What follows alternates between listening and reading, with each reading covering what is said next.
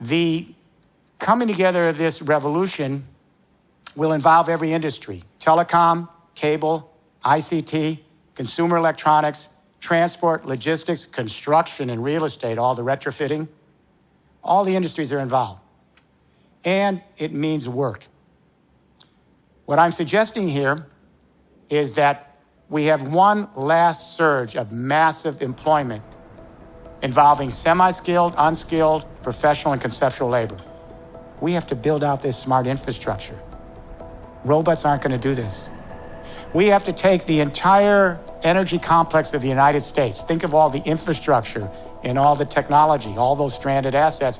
We have to convert all of that infrastructure from fossil fuel nuclear to distributed renewable energy. We have to retrofit every building in the United States. That's what we're going to do in Europe. Because you can't install the renewable technologies until the buildings are efficient. That means huge jobs for energy service companies and for the construction and real estate industry. Robots won't put in the insulation and the new windows and the doors. And then we have to install all the renewable energy technology. Human beings have to install that technology and all the smart technology that monitors the equipment and puts in the digital advanced meters. We have to take the entire electricity grid of the United States, which is dumb, servo-mechanical, embarrassing. It's 60 years old. It barely functions. And we have to transform the entire electricity grid to smart, digital, so that we can manage these three internets. This is going to require professional talent and unskilled and skilled labor for 2 generations. We have to take the entire transportation grid of the United States and turn it from dumb to smart: road, rail, water, and air. Who's going to install the thousands of charging stations in all the buildings? Fuel cell outlets, the smart sensors? This requires human beings. This means 2 generations of work, and guess what? It's financed by the payback of the energy savings. You don't have to have huge government involvement here.